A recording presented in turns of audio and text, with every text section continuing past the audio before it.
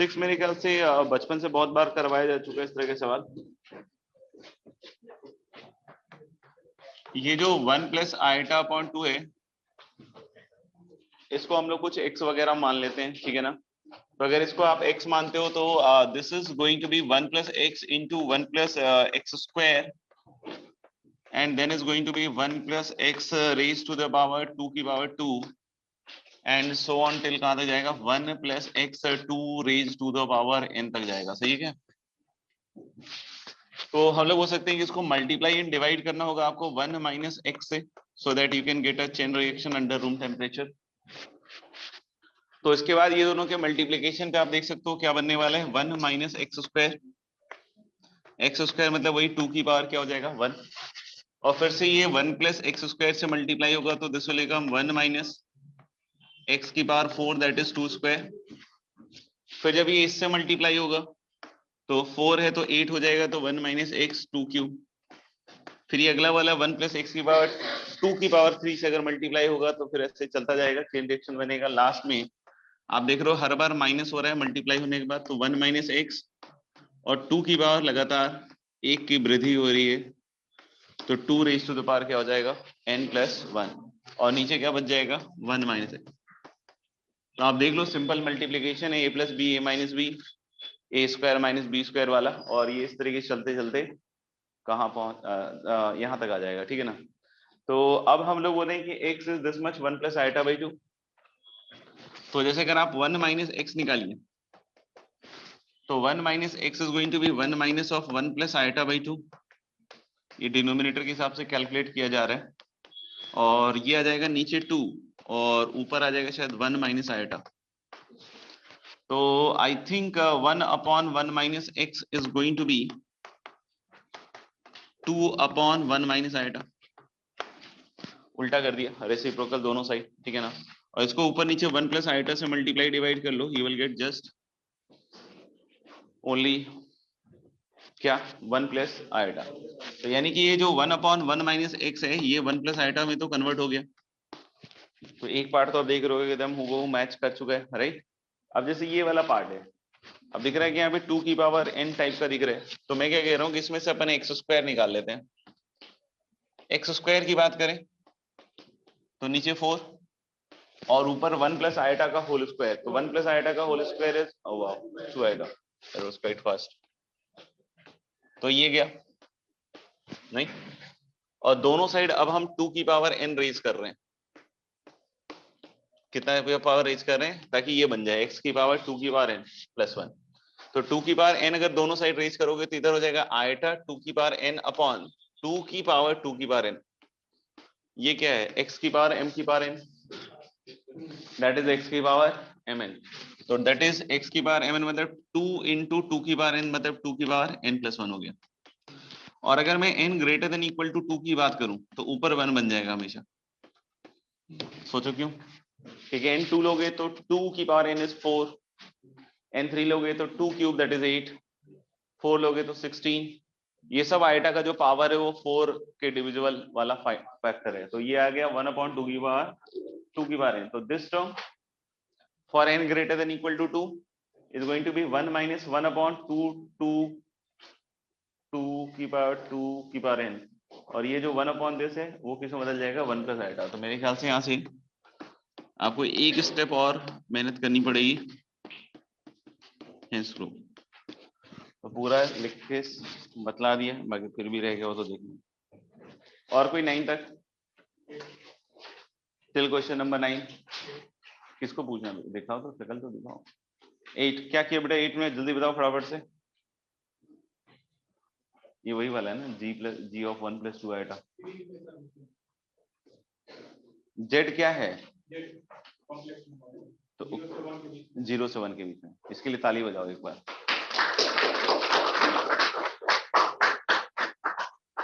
हम न समझे थे बात इतनी सी, ख्वाब शीशे के दुनिया पत्थर की। z कॉम्प्लेक्स नंबर बिटवीन 0 से 1 है ना। हाँ कॉम्प्लेक्स नंबर तो 0 से 1 के बीच में रह ही सकता है। तो शुद्ध देसी महुआ चल रहा है या कुछ और? क्लास में बताया ना 500 बार बतलाए थे कि जेड अगर ए कॉमा बी लिखा हुआ है तो ऐसा नहीं सोचिएगा कि ए से बी के बीच में है। अभी उसको समझ नहीं आ रहा है। अच्छा चलिए कोई बात नहीं, आपका कथन सही है, लेकिन इसको हमें दूसरे रेफरेंस फ्रेम से देखना पड़ेगा जो थोड़ा नॉन इनर्शियल सा है, ठीक है ना। इसको हमें 0+1 आयटा सोचना पड़ेगा। नहीं, अच्छा फिर से ट्राई करता हूं मैं। ये कॉम्प्लेक्स नंबर का ऑर्डर्ड पेयर फॉर्म लिखा हुआ है बेटा। हाँ, I didn't get it. Okay, iron.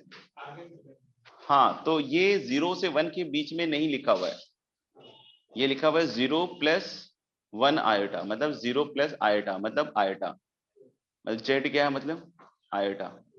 ये कोऑर्डिनेट लिखा हुआ है, थोड़ा थोड़ा ठीक है। बाकी वो वाला अच्छा था ना, जेड 0 से 1 के बीच में। नहीं, अब हो जाएगा। आप वही वाले हैं क्या? रिमाइंडर, आप रिमाइंडर वाला कौन सा था, चला गया क्या? उसके पीछे वाला किन्ने रे?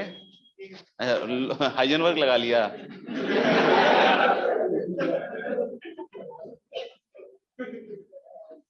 तो ये समझ में आया नहीं, हंस रहा है फालतू में। केमिस्ट्री क्लास तो करेंगे आज तक। हाँ, अरे फालतू का आदमी।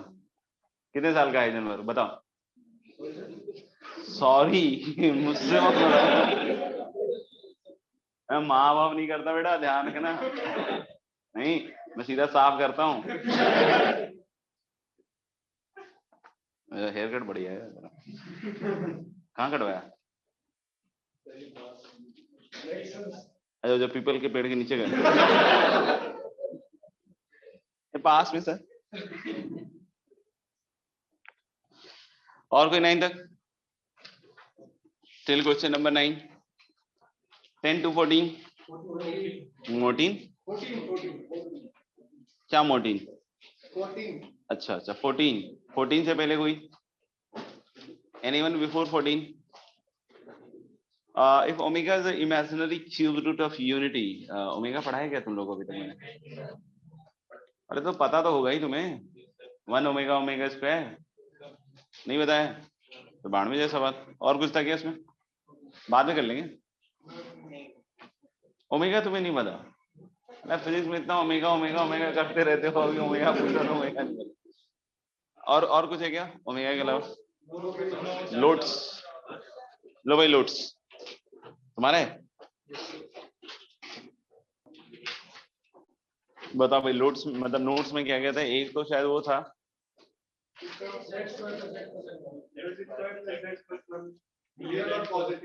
अच्छा रियल और पॉजिटिव। तो जेड का हमें लोकस बतलाना था।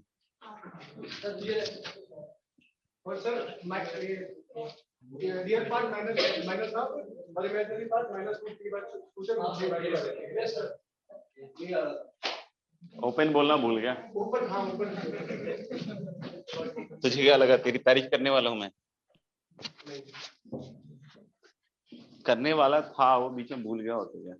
भूल भी जाते हैं ना आदमी तारीफ करना कभी कभी, बाद में आता अच्छा बच्चे की तारीफ कर ली थी। वेरी गुड बेटा की बेटा। अच्छा, Z square plus z plus 1 real और पॉजिटिव चाहिए। बहुत सारे बच्चे तो ग्रेटर देन 0 और डी डिस्क्रिमिनेंट नेगेटिव कर लेते हैं और मस्त रहते हैं। चल भाई कॉम्प्लेक्स नंबर है। जेड जो है थोड़ा कॉम्प्लेक्स है, थोड़ा सा ज्यादा तो नहीं है। तो वो डी लेस देन 0 0 मत करके देख लेना क्या सर, डी तो नेगेटिव दिख ही रहा है इसका, ये तो पॉजिटिव हो भी करेगा। जेड अभी कॉम्प्लेक्स नंबर है, ठीक है ना, 0 से 1 के बीच में नहीं है अभी। तो अपन क्या कह रहे हैं कि इसमें हमें इसका अगर इसको अगर रियल, दो कंडीशन है, दो शर्तें हैं। शर्त नंबर 1 है कि रियल होना चाहिए और दूसरा कि अगर रियल है तो उसके बाद वो क्या होना चाहिए, पॉजिटिव है, ठीक है ना। तो पहले तो हम इसको रियल करने की कोशिश करते हैं। तो रियल के लिए हम लोग क्या कर सकते हैं कि z को, एक तरीका है कि x प्लस आयटा वाई रख दें, राइट। तो z को जब हम x प्लस आयटा वाई रखेंगे और रियल करना चाहेंगे तो हम इसके इमेजिनरी पार्ट को हम इक्वेट करेंगे किससे, 0 से। तो जब मैं इसका स्क्वायर करूंगा, ठीक है ना, स्क्वायर करने में थोड़ा कठिन होता है बट मैं डायरेक्ट याद करके आया हूं तो मैं डायरेक्ट लिख रहा हूं, ठीक है ना। तो आप देख लेना एक बार, तो x square minus Y square plus 2 iota x y सुबह सुबह याद किया था एकदम, वो कहते हैं ना रियाज करने की जगह हम लोग क्या फॉर्मूला रटते रहते हैं। तो x square minus Y square plus 2 iota x Y और plus x plus iota Y plus 1। देखो अगर किसी का मन भर गया हो कि सर कॉम्प्लेक्स कॉम्प्लेक्स सब ठीक लग रहा है तो अपन यहीं पे छोड़ सकते हैं मतलब बहुत आगे जाने की जरूरत भी नहीं है। इसी को 2-3 बार रिवाइज कर लेना, इसी से जो नंबर आने आ जाएगी, ठीक है ना। क्योंकि मतलब जितना ऐड होता जाएगा ना पढ़ाना, तो उससे मतलब ये नहीं सुनेंगे नंबर बढ़ जाएगा, वो उल्टा भी रिएक्ट कर सकते हैं मतलब होता है ना, कम जानते हैं सही जानते हैं सटीक जानते हैं, तो इससे अगर कुछ आ गया तो फोड़ देंगे अपन। अब पता चला कि और ऐड हो गया तो फिर मतलब मोटिवेशन माई मतलब ठीक है, तो आदमी डीमोटिवेट हो गया और फिर पता चला कि जो आ भी सकता था वो भी नहीं है। तो कभी ऐसा लगे कि नहीं सर बस, तो अपन बस कर देंगे, ठीक है ना, अपने साइड से कुछ नहीं है, और नहीं तो बस नहीं किया तो फिर ट्रेन की तरह चलता जाए ठीक है ना, देख लेना एक बार। यहाँ तक आ गए हम लोग नहीं? ठीक है देख लेना, मतलब अगर लग रहा हो तो बंद भी कर सकते हैं कि खत्म हो गया, जब बोल के भी खत्म करते हैं बहुत बार सब्जेक्ट, समझ रहे हो? कभी बोल जैसे कभी खत्म नहीं हो रहा होता है तो फिर आदमी बोल देता है यार हो गया खत्म हो गया, अब कुछ नहीं बचा। हाँ तो x square minus Y square plus x plus 1 और plus eta into y into 2x plus 1। अब बच्चों देखो x और y ऑफ कोर्स मैंने यहाँ पे रियल लिया हुआ है, लिखा नहीं है, लेकिन मेरे ख्याल से सेट है। तो अगर हमें इसे वो प्योरली रियल बनाना है तो हम क्या करें, इसका जो इमेजिनरी पार्ट है उसके साथ प्ले करें, नहीं तो लेकिन इसका इमेजिनरी पार्ट है y इंटू 2x प्लस 1, और जिसको हम लोग को क्या इच्छा हो रही है, 0 करने की। और जैसे ही हम इसको 0 करेंगे तो हम लोग बोल सकते हैं कि there are now 2 branches, one branch will say कि y इक्वल टू 0 और the other branch will say x equal to minus half, right. यहां से यहां तक की जर्नी हम दूसरी तरीके से भी कंप्लीट कर सकते थे। दूसरा तरीका क्या हो सकता था कि एक हमने सजावट के पर्पज से एक रिलेशन लिखा था कि अगर कोई भी कॉम्प्लेक्स नंबर प्योरली रियल है, हाँ तुम भी जान सुनो, ऑनलाइन वाला बोलो तुम घबराना, तो क्या बोला था कि अगर ये प्योरली रियल की बात करें तो इसका बार मौसम के हिसाब से मत सोचना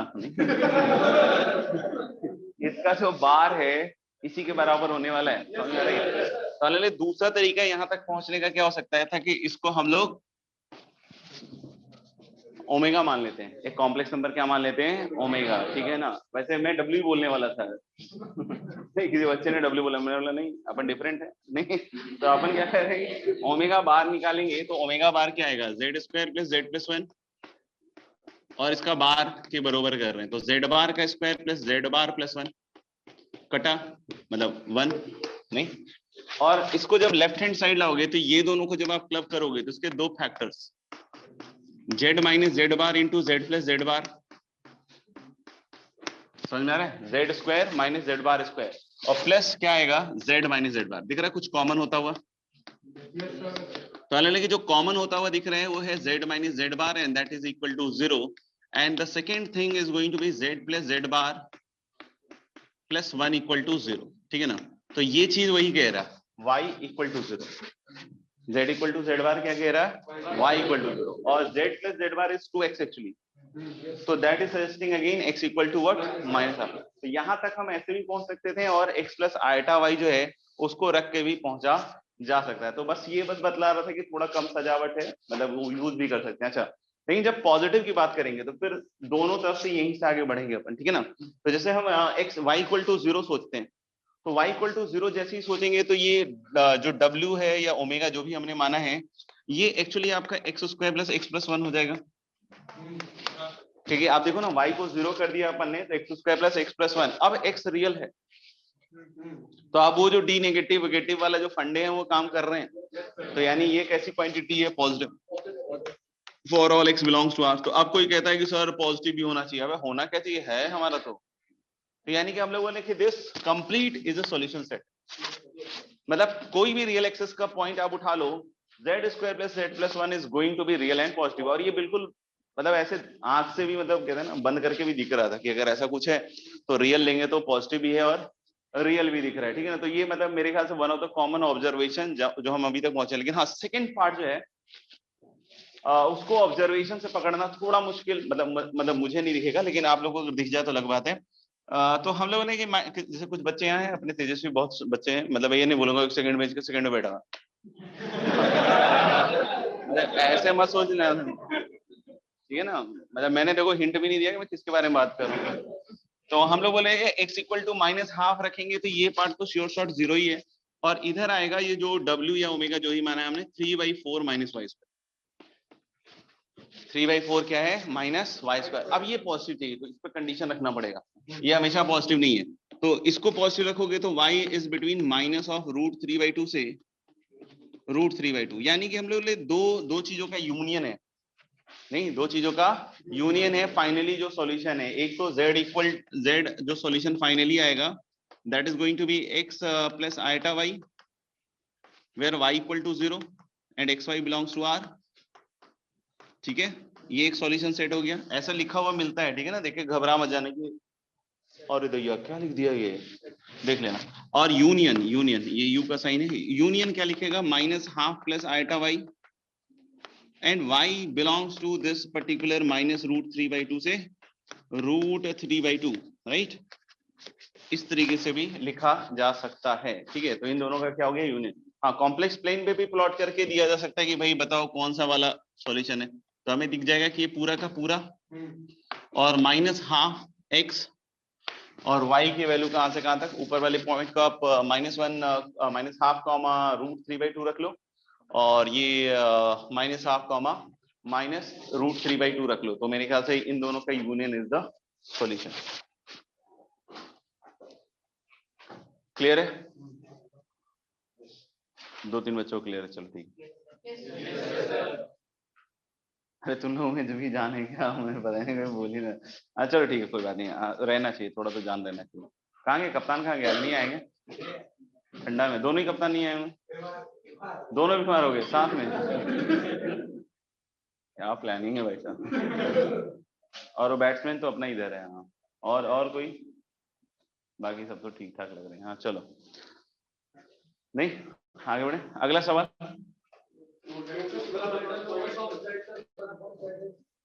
या ellipse, mod z equal to a, मेरे ख्याल से लिख लिया होगा आप लोगों ने।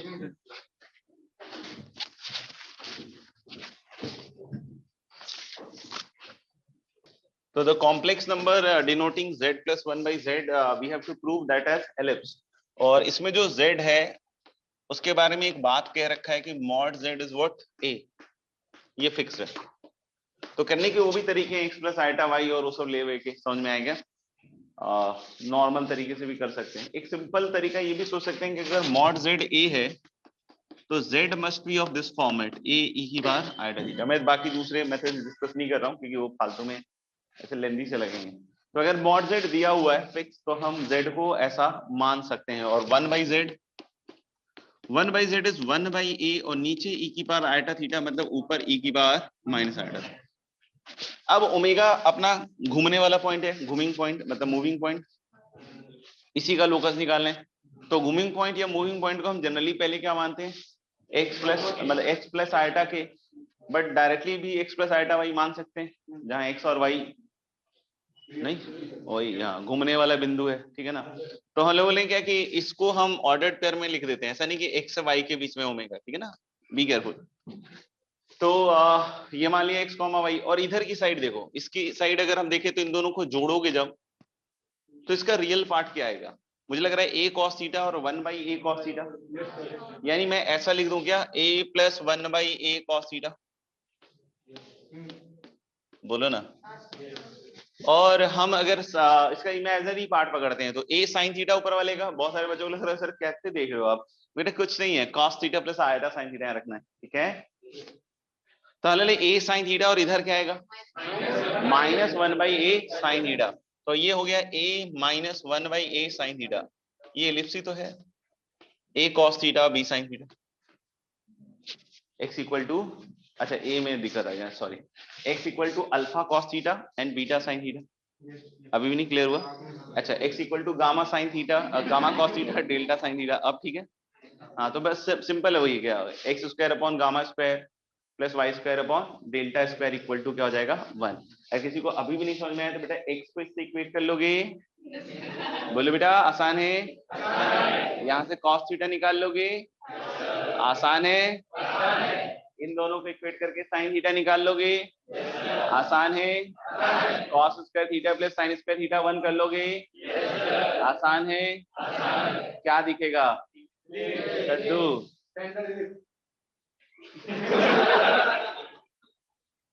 Oh my God, how cute!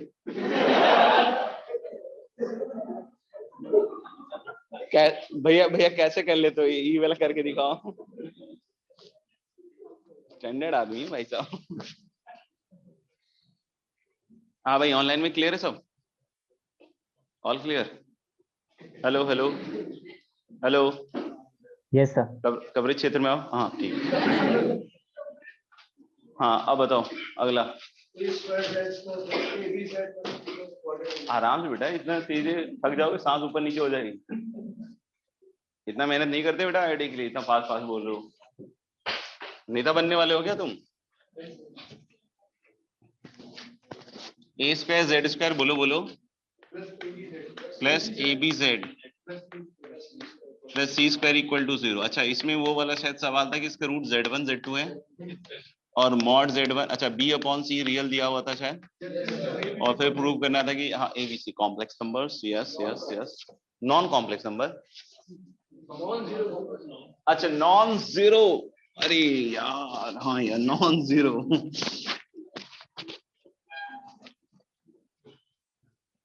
बस कत्लेआम होते होते बच गया। तो हम लोग ने क्या कि नॉन जीरो क्या दिया हुआ है? कॉम्प्लेक्स नंबर, ठीक है। और बात करते हैं कि शायद z1 upon z2 is a real and modulus of z1 equal to modulus of z2, ठीक है ना। तो अपन बहुत सारे तरीके से सोच सकते हैं। एक तरीका तो सिंपल है, देखा वो complex number question, let's leave. तो एक तो बेस्ट अप्रोच यही रहेगा मेरे ख्याल से। अब बाकी कुछ लंबे तरीके हैं, let's enjoy, try to enjoy at least. एक तो हम लोग बोल रहे हैं क्या कि क्वाड्रेटिक दिख रहा है, तो क्वाड्रेटिक की तरह ही सॉल्व कर देते हैं, नहीं? और b अपॉन सी रियल है, तो मैं सबसे पहले तो b अपॉन सी को t मान लेता हूँ, जहां t कैसी क्वांटिटी होगी? रियल। किसी को t पे ऑब्जेक्शन है तो बतला देना, मैं चेंज कर सकता हूँ। k, तो हम लोग लेंगे कि सिंपली हम लोग बोल रहे हैं इसके बाद b इक्वल टू क्या आ जाएगा? ct। हाँ बजाना नहीं है, लिखना देना। तो हम लोग लेंगे b इक्वल टू क्या आ जाएगा? ct। अब हम लोग बोलेंगे कि जब z लिखेंगे z, तो this is minus a b plus minus root under A square b square minus 4a square C square upon, upon क्या होगा? 2a square. Just check this, ठीक है। और अब ct मतलब ct इसमें रख दें b की जगह, तो minus A C T plus minus root under A square C square T square minus 4a square C square. दिख रहा है? ए स्क्वायर सी स्क्वायर खींचा चला आएगा बाहर स्क्वायर रूट के, नहीं तो वो ac की तरह आएगा। ठंडा तो नहीं लग रहा है? तो लेकिन ac की तरह आएगा, तो यहाँ भी ac है, तो इधर से ac बाहर आएगा, नीचे क्या है? 2a स्क्वायर, तो कटेगा मतलब a, नहीं, और फिर बचेगा क्या? c अपॉन 2a, नहीं, और लेकिन अंदर जो बचेगा that is minus t plus minus root under t square minus 4। ये दिख रहा है पक्का? तो जब मैं z1 अपॉन z2 वाली क्वांटिटी कैलकुलेट करता हूं, तो इसी में से एक रूट ऊपर रहेगा और एक रूट नीचे रहेगा। आपको बोले सर प्लस वाला ही ऊपर रखना सर, आई आई आई आई मतलब समझे? माइनस वाला मतलब समझ, कुछ भी रख सकते हो ऊपर नीचे, ट्रिक है थोड़ा सा, ठीक है ना। तो ये दिख रहा है ना कि c अपॉन 2a का तो कटना था, ठीक है ना। तो यानी अल्टीमेटली ये जो रेशियो है, this is minus t plus minus root under t square minus 4। T को भूल मत जाना, रियल है। तो अगर टी रियल है तो इस क्वांटिटी के बारे में थोड़ा बात करके देखते हैं। तो हम लोग दो सूरत में बात करेंगे, सूरत में बात करेंगे मतलब कोटा सी करेंगे, ठीक है ना। t is greater than equal to 2, ऊपर वाली क्वांटिटी कैसी दिख रही है? t greater than equal to 2 है। कम ऑन गाइस, आसान है, रियल। वेरी गुड बच्चे। और नीचे वाली क्वांटिटी रियल। तो यानी कि इस केस में क्या हम लोग ये लिख सकते हैं कि z1 अपॉन z2 रियल है? सोच के देख लो। अब t लेस देन 2 लिया मैंने सपोज, तो अब ऊपर वाली क्वांटिटी कैसी है? इमेजिनरी। दिखना बंद तो नहीं हुआ ना? ऐसा बोला कि इमेजिनरी तो दिखाई नहीं दे रहा है, दिख तो रहा है ना? लेकिन इसमें इमेजिनरी में भी कुछ इनमें रिश्ता है। हाँ, कॉन्जुगेट का रिश्ता है, यानी कि अगर मैं बात करूं बहुत सारे बच्चों को कॉन्जुगेट सर बेटा इसको उल्टा लिख देना, root under 4 minus T square into iota लिख देना, तो 4 माइनस टी स्क्वायर पॉजिटिव होगा, सोचना कभी टाइम निकाल के। और ऐसा ही root under 4 minus T square into root under -1 को फिर से उधर क्या लिख सकते हो आप, आयोटा। तो ऊपर नीचे एक दूसरे के क्या है, कॉन्जुगेट इमेजिनरी में, ठीक है ना। और बाकी वो भी है, देख लेना। तो हम लोग Z1 अपॉन Z2 का मॉड पूछे तो क्या आएगा, हाँ इमेजिनरी आएगा। हाँ नहीं इमेजिनरी आएगा, थोड़ी देर बाद चेंज भी होता है वो टाइम के साथ, कभी कभी ना कलर बदलता है। तो हम लोग बोले कि ऊपर वाले और नीचे वाले का मॉडल सेम है क्योंकि दोनों कैसे हैं, कॉन्जुगेट। तो ऑफ कोर्स हम लोग बोले कॉन्जुगेट का रेशियो 1 है, तो या तो Z1 upon Z2 is going to be real, या फिर modulus of Z1 equal to क्या हो जाएगा, मॉडुलस ऑफ Z2, ठीक है क्या। तो एक तो हम लोग ये सोच सकते हैं, दूसरा हम लोग sum of roots product of root से भी सोच सकते हैं। अब अगर कोई पूछे सम ऑफ रूट से कैसे सोचेंगे, अब प्रोडक्ट ऑफ रूट से, क्योंकि हमने ट्राई तो जरूर किया होगा, कुछ बच्चे सक्सेसफुल भी होंगे, कुछ बच्चे बिखर भी गए होंगे, कुछ बच्चों ने किया ही नहीं होगा, तो वो बेस्ट है। तो हम लोग कि Z1 प्लस Z2 निकालते हैं, चलो क्या होगा Z1 plus Z2। Z1 plus Z2 मुझे लग रहा है सम ऑफ रूट है, तो this is going to be minus of b by a, ठीक है। और Z1 Z2 I think is c square by a square, और मुझे b बाई सी पे फोकस करना है क्योंकि b by c extra information के तौर पे यहाँ हाँ रियल दिया हुआ है, ठीक है ना। अच्छा एक ट्रिक सुनना, b बाई सी अगर एक रियल नंबर है, ठीक है ना, बहुत इंपॉर्टेंट ट्रिक है, ठीक है ना, तो b बाई सी का जो स्क्वायर है वो भी रियल होगा। Good trick. तो बहुत सारे बच्चों को ट्रिक पहले से पता है, तो मैं क्या कर रहा हूँ ना कि इसको स्क्वायर करके डिवाइड कर दे रहा हूँ। तो जब मैं इसको स्क्वायर करके डिवाइड करूंगा तो मुझे लग रहा है कि ये स्क्वायर होके डिवाइड हो जाएगा। सोचो ट्रिकी लग रहा है क्या। तो हाँ लग रहा है कि this is going to be b square upon c square. अब मैं b square upon c square नहीं लिख रहा हूँ, उसको सिंपली क्या लिख रहा हूँ, रियल। यहाँ तक हो गया सबका, तो इधर वाला हटा दो। इधर कोई लिख रहा है क्या, इस तरफ नहीं। अभी जब मैं क्या कह रहा हूं कि इसको ओपन कर देते हैं, ठीक है ना, तो ओपन करने के बाद जैसे 3 टर्म है, Z1 square Z2 square and 2Z1 Z2, और जब नीचे वाले से डिवाइड होगा तो Z1 square upon Z1 Z2 will become Z1 by Z2, और उसके अगले वाला Z2 बाई Z1 और plus 2, and this is real. अच्छा अगर मैं इन दोनों साइड में 2 हटा देता हूं तो ये फिर से तो रियल ही होगा नहीं। तो ये पूरी क्वांटिटी अगर रियल है, ठीक है, तो इसको अगर मैं W मान लेता हूं, W, तो ये कितना आएगा 1 बाई W, और ये रियल है W प्लस 1 बाई W, तो ये और इसका कॉन्जुगेट क्या होगा, सेम, मतलब दिस इक्वल टू इट्स बार, ये अपने बार के बरोबर होगा नहीं। अब जैसे W बार इधर ले आते हैं, सिंपल कैलकुलेशंस कर रहा हूं, ठीक है ना, किसी को लग रहा है बहुत फास्ट हो रहा है तो देख लो एक बार, सिंपल इसलिए फास्ट हो रहा है और कोई बात नहीं। अब देखो इसका जब एलसीएम लोगे तो मुझे लग रहा है कि ऊपर W माइनस W बार और नीचे W bar, that is mod W square. अब ये W माइनस W बार काट मत देना, हाँ नहीं तो रिवर्स होगा न्यूटन के तीसरे नियम से, समझ में आया ना, समझ गए क्या बोलना चाह रहा हूँ। हाँ तो इसको नहीं काटेंगे, सही है क्या। तो यानी कि हम लोग बोले इसको 0 करेंगे तो W इक्वल टू W बार, ठीक है। और दूसरा केस क्या होगा, जब ये हट गया तो मॉडुलस W स्क्वायर इज 1, मतलब मॉडुलस W इक्वल टू 1, दो ही केस होंगे। W इक्वल टू W बार मतलब W कैसी क्वांटिटी होगी, प्योरली रियल, और W है कौन, तो यानी कि ये पार्ट क्या कहेगा कि Z1 अपॉन Z2 क्या हो गया, रियल। और हम जब दूसरा केस रखेंगे जब Z1 अपॉन Z2 का होल मॉड इज 1, तो फिर से वही आ जाएगा क्या, mod Z1 equal to mod Z2। समझ में आएगा। This is also an idea जिससे हम लोग इस चीज को कर सकते हैं। लिख लिया, इधर वाला लिख लिया, हाँ कर लो आराम से, सेटल हो लो, कुछ रह गया हो तो बतला देंगे, ठीक है। नेक्स्ट हम लोग इसमें ऐसे भी ट्राई मार सकते हैं इसको कि जैसे हमें क्या पता है B अपॉन सी रियल है, राइट, B अपॉन सी क्या है, रियल।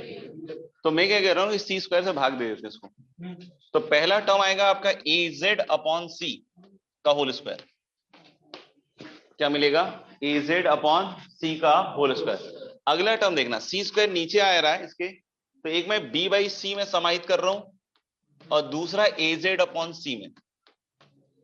सी स्क्वायर का देखो कैसे बंटवारा किया गया, ठीक है ना। अब मैं एक नया वेरिएबल यहां से पकड़ रहा हूं az प्लस सी। क्या पकड़ रहा हूं, एक नया वेरिएबल az प्लस सी। तो az प्लस सी को हम लोग फिर से w या ओमेगा जो भी बोल रहे हैं बोल दो। न्यू कॉम्प्लेक्स नंबर क्या, ओमेगा। अभी हम लोग बोल सकते हैं omega square plus b by c omega plus 1 equal to 0, यही आएगा। सोच लो एक बार। तो अब ये जो भी इक्वेशन है इसके कोफिशिएंट्स कैसे दिख रहे हैं, जो नया इक्वेशन रियल। तो या तो इसके रूट्स क्या होंगे, रियल, या फिर क्या होंगे, इमेजिनरी। लेकिन इमेजिनरी में क्या होंगे, कॉन्जुगेट पेयर। नहीं, क्यों कॉन्जुगेट पेयर होंगे, क्योंकि कोफिशिएंट क्या है, रियल। तो अभी भी वैधता वो कॉन्जुगेट पेयर वाली रहेगी, ठीक है ना। तो या तो हम लोग बोल सकते हैं कि जो W1 W2 आएगा, नहीं W1 W2 आएगा, दोनों रियल होगा। समझ में आ रहा है क्या। तो जैसे W1 रखोगे तो एक Z की वैल्यू Z1 आएगी, और W2 रखोगे तो Z की वैल्यू क्या आएगी, Z2। तो जैसे मैं सोच लेता हूं कि W1 के कोरोस्पोंडिंग Z1 आया था, W1 के कोरोस्पोंडिंग Z1 आया था, और W2 के कोरोस्पोंडिंग बोलो क्या आया था, Z2। सुनते रहना। तो अभी मैं बोल रहा हूँ क्या, W2 के कोरोस्पोंडिंग Z2 और W1 के कोरोस्पोंडिंग Z1, और एक केस है कि W1 W2 दोनों रियल है। तो जब मैं डिवाइड करूंगा दोनों को W1 अपॉन W2, तभी तो W1 अपॉन W2 भी रियल होगा, क्योंकि W1 W2 दोनों कैसे हैं, रियल। तो वहां से भी आ गया ना Z1 बाई Z2 रियल। और अगर मान लो कि ये कॉन्जुगेट पेयर हो गए, तो modulus of W1 is modulus of W2। तो मैं इन दोनों का जब मॉड बराबर करूंगा तो फिर से mod of A upon mod of C जो है दोनों साइड से क्या हो जाएगा, कट जाएगा, and you are ultimately left with what, mod Z1 equal to mod Z2। समझ में आएगा। तो यहां से भी हम सेम चीज को एस्टेब्लिश कर सकते हैं। और कोई सवाल था क्या? बस बस बस बस बस वही जो दो रिजल्ट याद करना था ना, दो रिजल्ट तो याद कर ही लिया मैंने। अच्छा, सॉल्व भी करना है, ये लिख लिया क्या सबने? तो वो मेरे ख्याल से हो गया होगा वैसे तो, बट फिर भी अपन एक बार डिस्कस कर लेते हैं।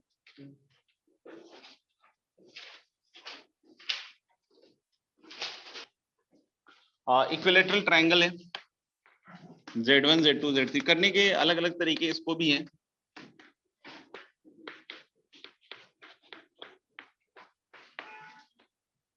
तो ये सब इक्वल मॉडुलस के ही हैं, और ये कभी भी आप नाप के देखना इक्विलेटरल ट्रायंगल में। मैंने बचपन में बहुत बार इसको नापा है, ठीक है ना। 5/3 मिला था, मतलब 60 डिग्री मिला था मुझे हर बार, ठीक है ना। प्रोटेक्टर ऐसे चांद लगा कैसे रखते हैं ना, चांद, अच्छा सॉरी, तो ऐसे करें। तो ये सब 5/3 दिखा है मेरे को। अब किसी ने बताया तो है नहीं मेरे को कि 5/3 होते हैं इक्विलेटरल ट्रायंगल में, तो मैंने नाप के ही देख लिया। मैंने छोड़ो बताओ क्या डेली का किच किच करेंगे। तो यहाँ तक तो क्लियर है, ठीक है। अभी हम लोग बोल रहे हैं कि फिर से यहाँ रोटेशन टाइप की फील तो आ रही है मेरे को, ठीक है। बिल्कुल इक्वल इक्वल चल रहा है सब कुछ, बढ़िया मजेदार। तो मान लें कि ये एंटी क्लॉकवाइज ने मार्क कर दिया, ठीक है, और ये एक वेक्टर और ये एक वेक्टर। तो जहां एरो एंड हो रहा है हम लोग लिखेंगे वो वाला वेक्टर किधर, इधर। तो Z3 माइनस Z1 आ गया इधर, और जहां से स्टार्ट हुआ है उसको हम लोग लिखेंगे उधर, तो Z2 माइनस Z1। अब क्या E की बार आयटा π/3 आएगा दोस्त। अब जैसे पिछली बार तो आयटा का रोटेशन था तो स्क्वायर करते ही आयटा मिट गया था, डिसॉल्व हो गया था, नहीं एकदम जैसे लग रहा हो कि पानी के अंदर चीनी डिसॉल्व हो गया, नहीं। लेकिन यहाँ स्क्वायर करने पे कुछ होने वाला ना, आयटा बिल्कुल ऐसे एकदम आ जाओ, नहीं आना मत। हाँ, आपको भले क्यूब कर दें तो क्यूब में तो रिजल्ट ही नहीं है। बहुत सारे बच्चे होंगे सर वो बढ़िया वाला जो रिजल्ट आता है, जो पूरा डिजिटल मार्केटिंग चल रहा है, E की पावर आयटा पाई आ जाएगा, -1 हो जाएगा। नहीं देखा ये वाला बहुत चलता है आजकल मार्केट में। This +1 equal to 0, it looks so cool। नहीं, पॉजिटिव +1 इज 0 कैसे हुआ सर? ये -1 है, ट्रिक है, थोड़ा ट्रिक है इसमें, ठीक है। तो नहीं दहशत में नहीं आना, ठीक है ना, तो लोग एकदम सेंटी हो गए। अच्छा, तो हम लोग बोल रहे हैं क्या कि यहाँ पे क्यूब नहीं कर सकते क्योंकि फिर वो क्यूब में रिजल्ट आ जाएगा। तो अब एक तरीका तो मेरे पास ये है कि मैं इसको खोल दूं और फिर स्क्वायर कर दूं। जगह हुए ना बेटा, हाँ बस उतना ही चाहिए आप लोग से कॉपरेशन, क्लास में एटलीस्ट जगह रहा करो। क्लास में जगह रहते हो ना तो टीचर का हौसला बुलंद रहता है। सारा पढ़ा रहे कहीं तो कुछ तो थोड़ा तो पहुंच रहा होगा। नहीं बिल्कुल एकदम ऐसे मतलब वो कहाँ गया वो जो अपना वो था जो पिछली क्लास नहीं आया नहीं आज, वो भी गायब है आज, अब तीनों गायब है, 3 इडियट्स। तो हम लोग ने कहा कि हाँ बस जगह रहना है, ठीक है ना। टीचर कैसे कॉन्फिडेंस मोरल बहुत बूस्ट होता है कि यार मेरे क्लास में बच्चे जगह रहते हैं। इससे ज्यादा तो और क्या चाहिए। मतलब मैं इससे खुश हो जाता हूँ क्लास के अंदर की जगह में बच्चे। तो हम लोगों ने क्या इसको ओपन कर दें अपन, और उसके बाद आयटा वाला पार्ट एक साइड रहने दो, बाकी जो दूसरा साइड ले आके फिर स्क्वायर करके आयटा स्क्वायर को क्या यूज कर लो, -1। तो एक स्ट्रेटजी तो ये हो सकती है। तो Z2 - Z1 half cos π/3 half, और प्लस क्या है आयटा साइन π/3 दैट इज √3/2। तो हम बोल सकते हैं क्या कि Z3 - Z1 और इसके साथ जो हाफ के साथ है इसको इधर ले आओ, या फिर 2 से ही मल्टीप्लाई कर दो ना इसको। तो 2 से मल्टीप्लाई करके इसको इधर ले आओ तो Z2 - Z1 चेक कर लेना एक बार। जल्दबाजी में ज्यादा तो नहीं कर दिया, हाँ ठीक लग रहा है। और इक्वल टू मुझे लग रहा है आयटा √3 Z2 - Z1। अब क्या कर दो दोनों साइड स्क्वायर, आयटा स्क्वायर को यूज कर लो -1 और सिंप्लीफाई करोगे एग्जैक्टली हूबहू सेम रिजल्ट आएगा जो मैंने लास्ट क्लास में लिखा है, क्या sigma Z1 square equal to sigma Z1 Z2। एक तरीका तो ये था। दूसरा तरीका हम लोग बोल सकते हैं कि let's write one more rotation of π/3 और फिर उससे गायब कर दे, दोनों इक्वेशन को यूज करके एलिमिनेट कर दें। तो एक और लिख देते हैं यहाँ पे। तो ये वहां पे हो गया क्या एंटी क्लॉक, चेक कर लो एंटी क्लॉक। तो ये एंटी क्लॉक हो गया। तो हम लोग जहां पे एंड कर रहा है वो वेक्टर अपन लिखेंगे क्या इधर, तो क्या होएगा Z1 - Z2, और उधर से कौन आएगा Z3 - Z2 इंटू e की पावर आयटा π/3। अब एलिमिनेट करना और आसान हो गया, just divide the two equations and you will get one equation, Z1 - Z2 upon Z3 - Z1। ऐसा नहीं कि यहाँ Z1 से Z1 काट दिया सर, नहीं देख लेना। और उधर क्या आ रहा है भैया Z3 - Z2 अपॉन Z3 नहीं क्या हो रहा है हाँ Z2 - Z1। अब क्रॉस मल्टीप्लाई करके सिंप्लीफाई कर दो फिर से, वही रिजल्ट आएगा। ठीक है। और एक था कि भाई Z0 is the circum centre. अब इक्विलेटरल ट्रायंगल में Z0 is the circum centre बोलना बड़ा अच्छा सा लगता है कि वाह Z0 is circumcentre, we don't know centroid. तो हाँ एक ही है दोनों, अच्छा हाँ। तो इक्विलेटरल ट्रायंगल में सब सेम ही होता है, तो मतलब सर्कम सेंटर पढ़ के अगर तुम भटक रहे हो तो ठीक है ना, तो आदत है नहीं। तो हम लोग बोल सकते हैं क्या कि centroid is what circum. तो I can write Z0 as this Z1 + Z2 + Z3/3, और इधर से 3Z0 का स्क्वायर कर दो तो 9Z0 स्क्वायर हो जाएगा। और उधर क्या आएगा बच्चों Z1 square + Z2 square + Z3 square, है ना। हाँ और प्लस क्या आएगा 2 सिग्मा Z1 Z2। अब याद है हमारा जो प्रीवियस रिजल्ट है वो क्या कहते हैं कि sigma Z1 Z2 is what Z1 square + Z2 square + Z3 square. और एक और इसका भाई यहाँ मिल गया है, तो ये दोनों जुड़ के कितने बन जाएंगे बच्चों 3 times Z1 square + Z2 square + Z3 square. क्या कटेगा 3, कुछ ज्यादा मत सोचना। तो हम लोगों ने simply you will get now 3Z0 square equal to Z1 square + Z2 square + Z3 square. उसके बाद हेंस प्रूफ लिखकर याद कर लेना, या जब चीटे या फर्रे बनाओ तो उसमें जरूर लिख लेना। कॉम्प्लेक्स नंबर का कोई टेस्ट हो रहा हो। अब बताओ ये एनसीईआरटी वाले कहते हैं कि 11th में पढ़ा दो इसको। बोलते हैं पढ़ा दो 11th में पढ़ा दो तुम तो बच्चे बोलते हैं सर हमारे तो कोर्स ही नहीं कंप्लीट कराते हैं, कॉम्प्लेक्स नंबर छोड़ा हुआ है सब लोगों ने। हाँ मुझे लगता है कि 11th में पढ़ा दे तो फिर 12th लाइफ बचे ही नहीं, तो बोले कि सर बस। हाँ हमें पता चल गया कि हमें किधर जाना है। नहीं आईआईटी की जगह आईआईटी हिमालय निकल लेते। देख लो एक बार लिख लिया हो तो बतला देना, एक बार हो गया क्या। इसमें एक और सवाल अपन कर सकते हैं रोटेशन पे। लिखिएगा if Z R equals 1 2 3 4 5 6, if Z R equals 1 2 3 4 5 6 are the vertices of A, If Z R equals 1, 2, 3, 4, 5, 6 are the vertices of a regular hexagon. Are the vertices of a regular hexagon. If Z R equals 1, 2, 3, 4, 5, 6 are the vertices of a regular hexagon.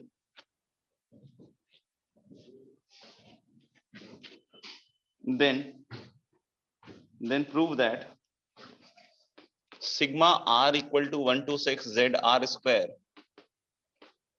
equals 6 Z naught square. Then prove that sigma R equal to 1 to 6 Z R square equal to 6 Z naught square, where Z naught is the circumcenter, where Z naught is the circumcenter. ठीक है, curve. और किसी का है? आ गया। कर लें discuss. और ट्राई करना है? हाँ नहीं, कर लो।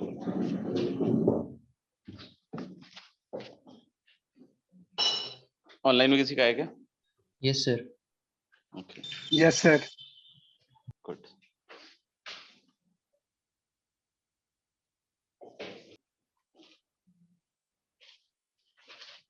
चलो करते हैं इसको। लास्ट वाले रिजल्ट को यूज करें तो थोड़ा फास्ट हो जाएगा। जैसे लास्ट वाले रिजल्ट को मतलब वही Z नॉट इज सर्कमसेंटर करके जो है ना, उसको अपन यूज कर लेते हैं। हम लोग इसको कैसे यूज कर सकते हैं कि जैसे कोई भी एक रेगुलर हेक्सागन है,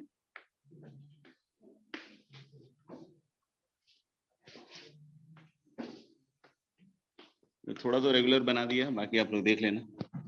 तो बाकी रोटेशन से भी करके दिखा सकते हैं, लेकिन थोड़ा सा मतलब जाएगा, फिर उसको सबको सम ऑफ स्क्वायर्स करके करना पड़ता है। और इसके मिडिल पॉइंट के अबाउट रोटेशन लिखकर, मतलब Z नॉट के अबाउट रोटेशन लिख के कर सकते हैं, या फिर Z1 के अबाउट भी कर सकते हैं। करने के लिए हम उस तरीके से कर सकते हैं, लेकिन बेस्ट है कि हम लास्ट वाले रिजल्ट को यूज में ले आएंगे। अब बोलोगे कैसे सर लाएं? देखो रेगुलर हेक्सागन है तो मैं क्या कर रहा हूँ कि एक एक वर्टेक्स छड़प के जा रहा हूँ। जैसे Z1 के बाद Z3 को ज्वाइन कर लीजिए आप, और Z3 के बाद Z5 को ज्वाइन कर लीजिए। तो ये जो Z1 Z3 Z5 वाला जो ट्राइंगल है, ये कैसा ट्राइंगल होगा? इक्विलेटरल। अब बोलोगे क्यों? ये देखो रेगुलर है ना, और बीच में एक वर्टेक्स बार बार आ रहा है, तो ये साइड का जो लेंथ होगा, ये साइड का जो लेंथ होगा, ठीक है, देखो ये दोनों बराबर है, एंगल जो है ये दोनों बराबर है, ये जो एंगल है ये एंगल सेम ही है, तो नहीं एसओटी जो हटाया उससे नहीं दिख रहा है, तो आर ऐसे भी दिख रहा है कॉमन सेंस से कि फिर से एक बीच में गायब कर दिया, तो ये इक्विलेटरल ट्राइंगल है। तो Z नॉट इसका भी सर्कमसेंटर होगा सिमेट्री से। तो I can right 3 Z not square is Z1 square plus Z3 square plus Z5 square, है ना। और फिर ऐसा ही अगर हम दूसरा एक ट्राइंगल और बना ले, किसका? Z2 Z4 और Z6 का, ठीक है ना, Z2 Z4 और किसका? Z6 का। तो यहां से भी हम लोग बोल सकते हैं कि जो 3 Z नॉट स्क्वायर है दोस्त, that is again Z2 square plus Z4 square plus Z6 square, और फिर उसके बाद हमें दोनों को क्या करना होगा? ऐड करना होगा। तो फिर ये थोड़ा फास्ट हो जाएगा, बाकी देख लीजिएगा। आगे बढ़ते हैं। आगे कुछ होमवर्क के लिए दे रहा हूँ, ठीक है, तो उसको कर लीजिएगा, अगली क्लास में डिस्कस करेंगे।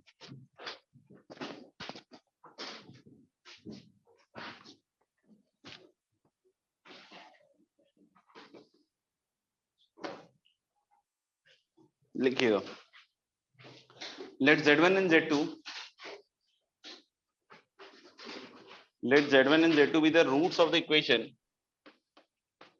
Let Z1 and Z2 be the roots of the equation Z square plus PZ plus Q equal to 0. Let Z1 and Z2 be the roots of the equation Z square plus PZ plus Q equal to 0, where the coefficients P and Q are complex numbers. Let Z1 Z2 be the roots of the equation Z1 Z2 be the roots of the equation Z square plus PZ plus Q equal to 0, where the coefficients P and Q are complex numbers. Where the coefficients P and Q are complex numbers. P and Q are complex numbers. आगे लिखना, let capital A and capital B, let capital A and capital B represent, let capital A and capital B represent Z1 and Z2 in the complex plane. Let capital A and capital B represent Z1 and Z2 in the complex plane. Capital A and capital B represent Z1 and Z2 in the complex plane. आगे लिखेंगे, if angle AOB equal to alpha, if angle AOB equal to alpha and OA equal to OB, If angle AOB equal to alpha and OA equal to OB, where O is origin. If angle AOB equal to alpha and OA equal to OB, where O is origin, then prove that. Then prove that P square equal to 4Q cos square alpha by 2. Then prove that P square equal to 4Q cos square alpha by 2. ये JEE में आ चुका है, जब JEE subjective होता था 1997 में शायद। अगला लिखिएगा, प्लॉट द फॉलोइंग लोकस,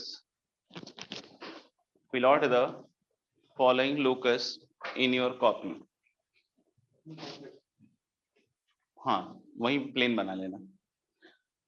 हाँ प्लॉट द फॉलोइंग सही कह रहा है, plot the following locus in the Argand plane. मैंने इन योर कॉपी लिखवा दिया, silly mistake.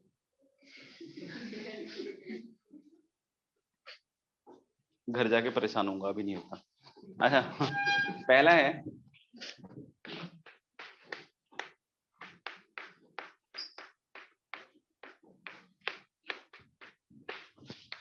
Modulus of z minus 1 plus 2 iota equal to 3.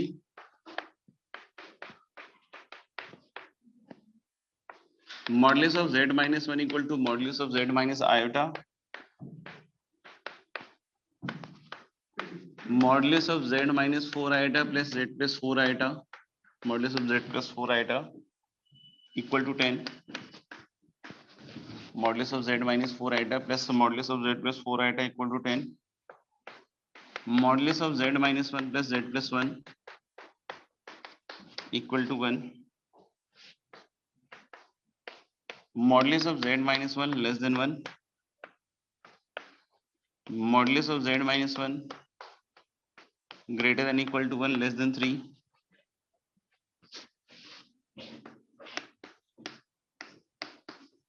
Argument of z is between 0 to pi by 4.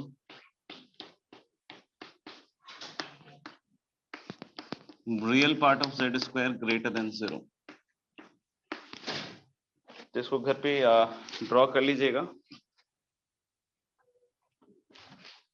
फिर अगली class में डिस्कस कर लेंगे सारे locus. उससे इनका पाथ तो पता चल ही जाएगा, आप लोग का भी पाथ पता चल जाएगा। ठीक है, आगे बढ़े थोड़ा। लिख रहे हो, लिखो लिखो बेटा। You need any help from my side? मैं कुछ हेल्प करूं?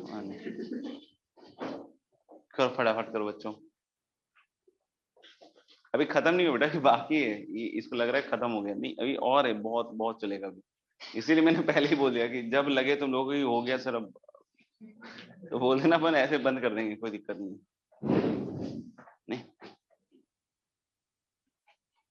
नेक्स्ट हम लोग बात करेंगे क्या कि दो लाइंस अगर आर्गन प्लेन पे है, ठीक है ना, एक लाइन है Z1 और Z2 दो कॉम्प्लेक्स नंबर को ज्वाइन करता हुआ, और एक और लाइन है जो Z3 और Z4 को ज्वाइन कर रहा है, सही है क्या?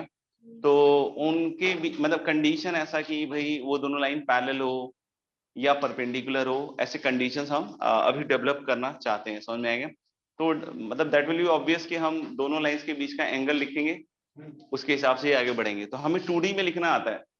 हम कैसे लिखते हैं दो लाइन के बीच का एंगल? थीटा। और उसके लिए फॉर्मूला क्या लिखते हैं अगर हमें लिखना होता तो tan theta is modulus of m2 minus m1 upon 1 plus m1 m2। ऐसा कुछ एग्जैक्ट तो मुझे याद नहीं, धुंधला धुंधला ऐसा लग रहा है कि होता है, ठीक है ना।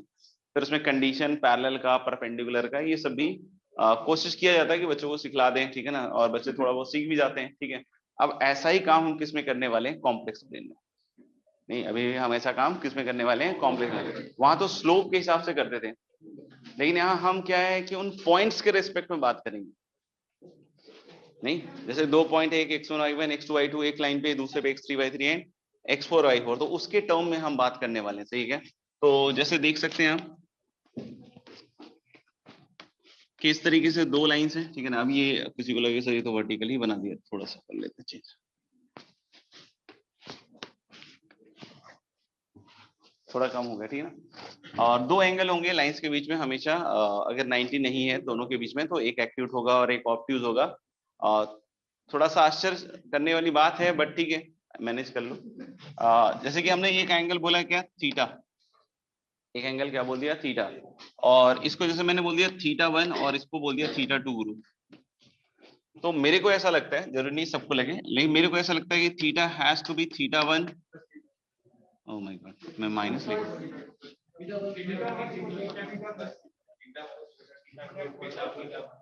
ये गलत लिख दिया। मैं घबरा गया कि आपने जब बोला ना बेटा कि थीटा इज θ1 प्लस θ2, रियली मैं घबरा गया था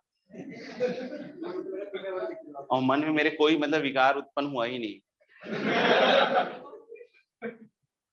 तो मैंने थोड़ा फास्ट लिख दिया, I am really sorry for that. अपन देखो बेटा वर्टिकली ऑपोजिट एंगल सुना होगा सब बच्चों ने, श्योर। तो ये देखो बेटा, इससे ये थीटा हो जाएगा, और अगर वो नहीं सुना है कि मतलब external angle is the sum of the, तो अपन ऐसे भी सोच सकते हैं कि now we can calculate this angle, तो pi minus of θ2 plus theta, और प्लस θ1 करोगे तो उसका सम क्या हो जाएगा, पाई, वहां से ये आ जाएगा। बहुत मुश्किल है, ठीक है, इसको घर पे आराम से बैठ मतलब करके देखना, ठीक है ना। बाकी कुछ बच्चों को समझ में आ गया, ठीक है। तो हम लोग बोलेंगे कि अब इसका आर्गुमेंट लिखूंगा और इसका आर्गुमेंट लिखूंगा।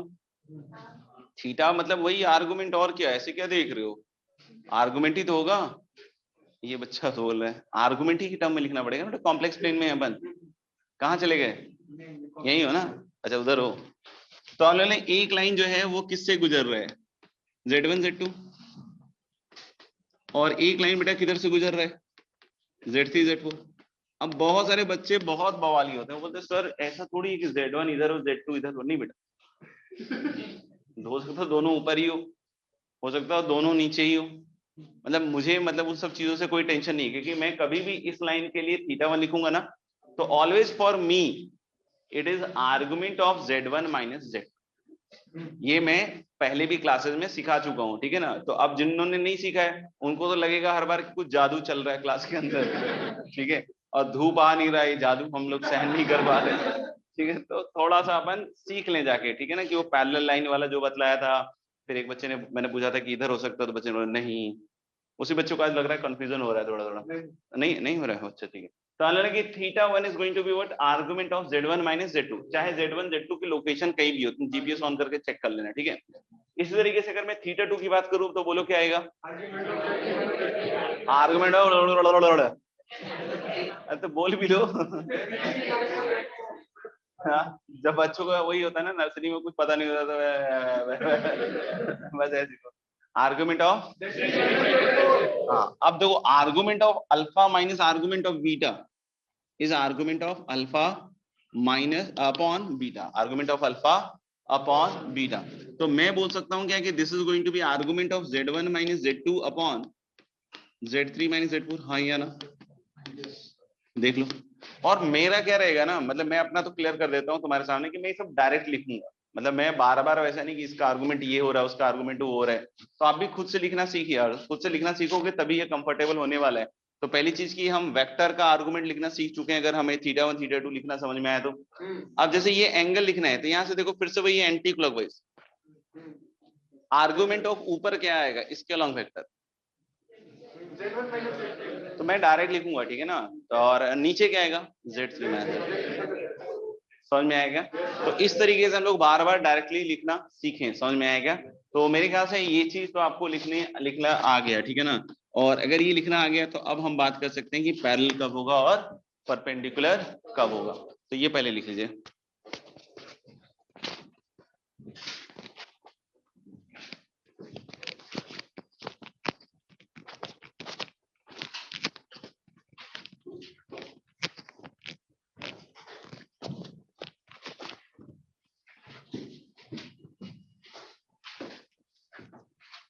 पूरे ज्योमेट्री वेट्री हटा ही देते हैं, एसओटी हटा दिया बस, नहीं कोऑर्डिनेट भी हटा देते हैं, कॉम्प्लेक्स हटा देते हैं, ऐसे कुछ और चीजें हटा उठू देते हैं, जैसे वेक्टर 3D हटा देते हैं,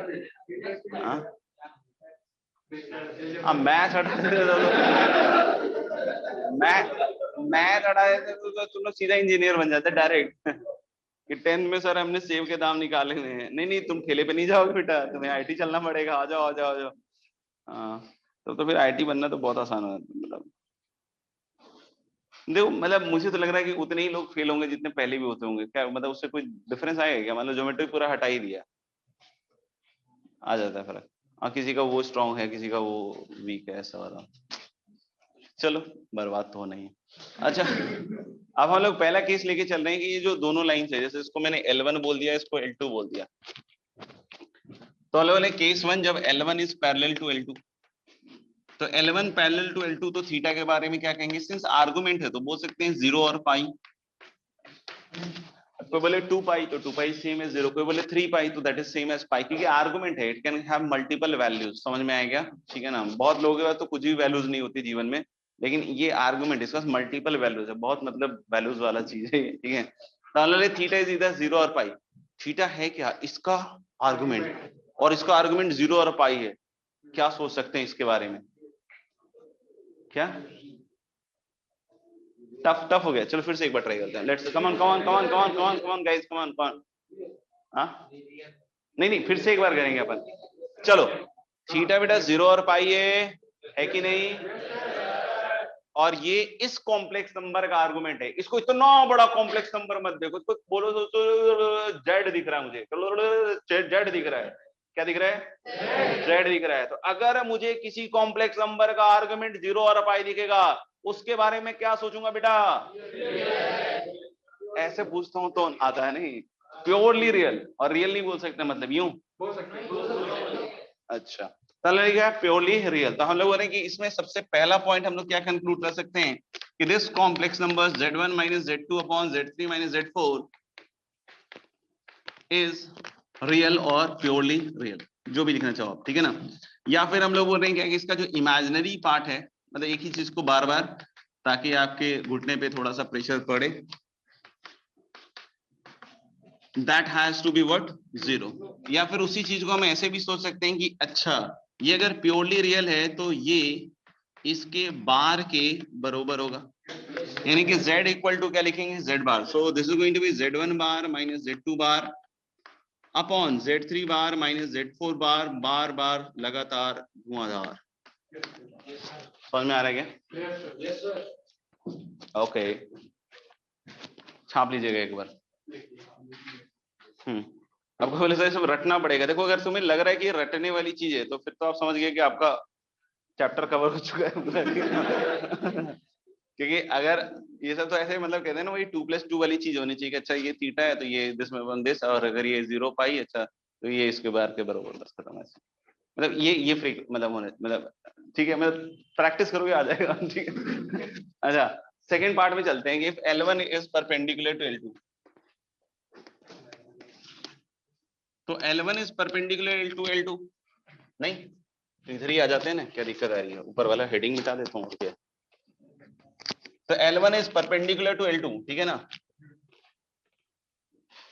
नहीं व्हाट, देखिए ना, तो हम ले लेंगे L1 is perpendicular to L2, तो थीटा क्या बोलूंगा? π/2, 3π/2 माइनस π/2, ऐसे ही बोलेंगे ना आर्गुमेंट। तो सोचो, तो अगर हम लोग थीटा π/2, 3π/2 माइनस π/2, 5π/2 जो भी है, तो देखो थीटा π/2 वाला 5π/2 भी है, ये माइनस π/2 भी है, सब सेटल है, ठीक है ना। तो हम लोग नहीं, this is going to be what? Purely imaginary, ठीक है ना। इसका मतलब इसका जो रियल पार्ट होगा that is going to be 0।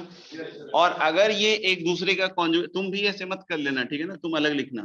तो इसका मतलब अगर हाँ मतलब तुमने बोला कि इसको हटा कर लो, ऐसा मत करना। और तीसरा हम लोग सकते हैं z bar equal to minus z, या z equal to minus z bar. जेडवा नहीं बेटा, जेड बार। जेडवा क्या होता है? तो बिहारी क्या जेडवा? हाँ बाहर बोला था, यहाँ बोल रहे हो तुम, बाहर कहाँ बोला था तुमने?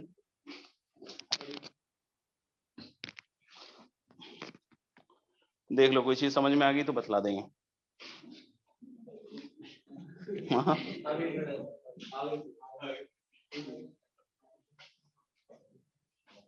मैं कॉन्सेप्ट की बात कर रहा हूँ बे। आगे बढ़े, हाँ लिखो, पहले आराम से लिखो। तुम लोग थक गए होगे, 1 मिनट का ब्रेक ले लो और पानी वानी पी लो, थोड़ा सा फ्रेश हो लो, थोड़ा गाना वाना सुन लो।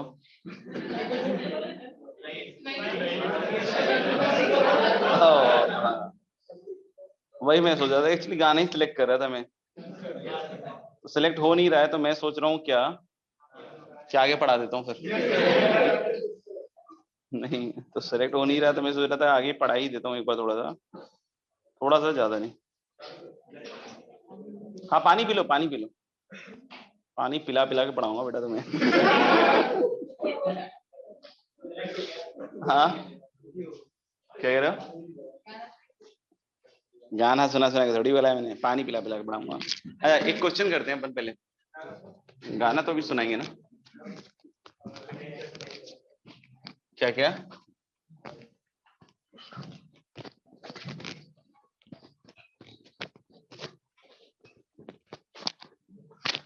जैसे एक स्क्वायर है,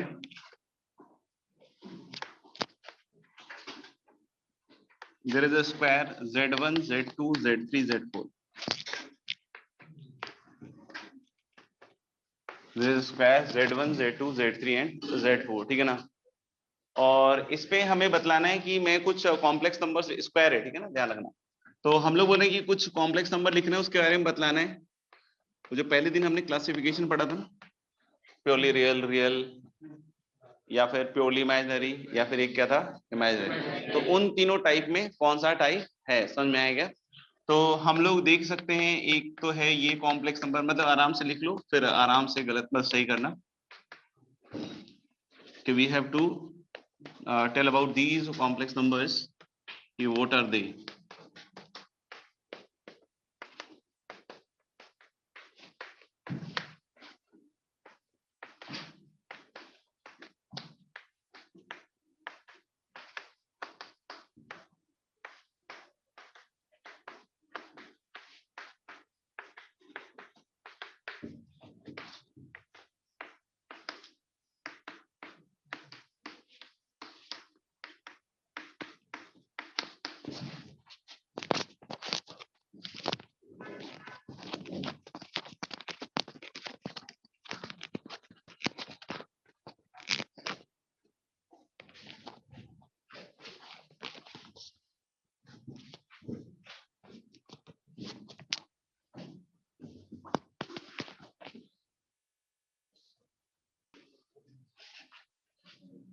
हो गया क्या? हाँ आराम से,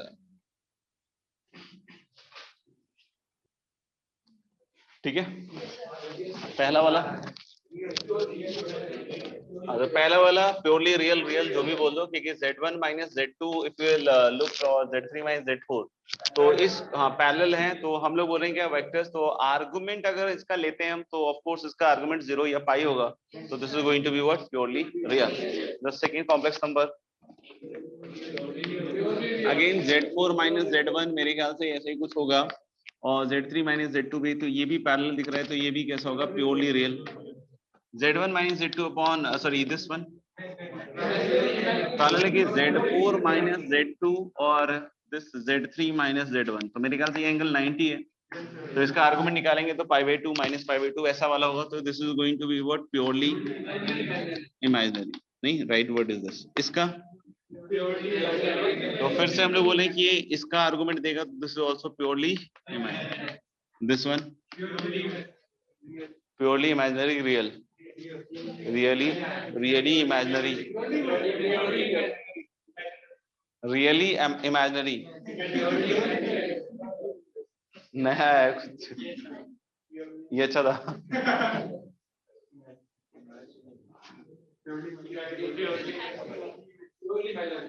purely imaginary is a wrong answer,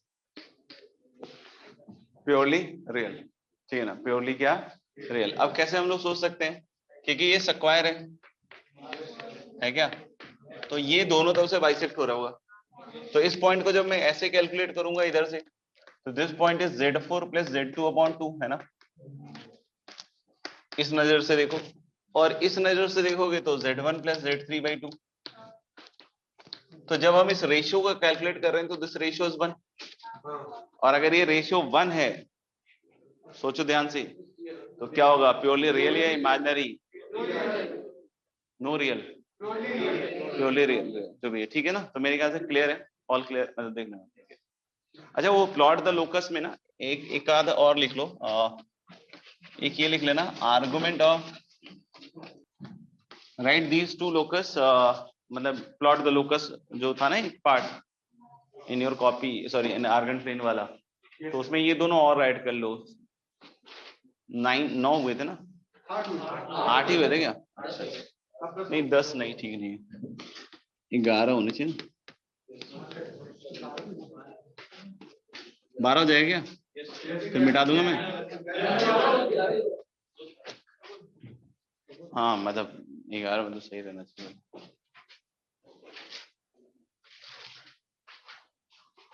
ठीक है,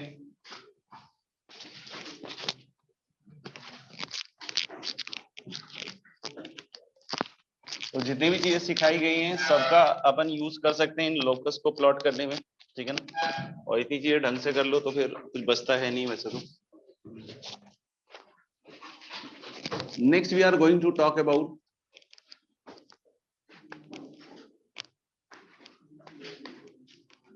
dimethyl, sorry next we are going to talk about De Moivre's theorem. De, अच्छा मैं लिख स्पेलिंग लिख देता हूँ स्पेलिंग।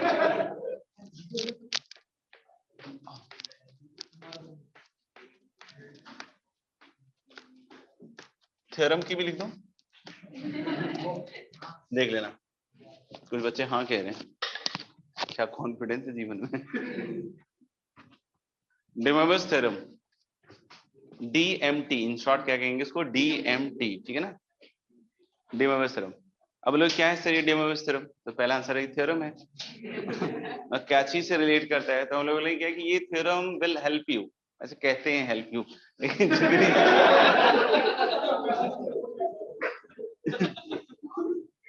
जितनी ऐसी चीजें बोल बोल के नहीं, this will help you, that will help you, कष्ट बढ़ता जा रहा है। यहाँ पे कौन सा हेल्प कर रहा है, नया क्वेश्चन आ जाएगा दरिद्र, मतलब बिल्कुल वैसा वाला, और फिर ये हेल्प क्या, हेल्प नहीं चाहिए, रख अपने पास, मेरे को क्या करना है।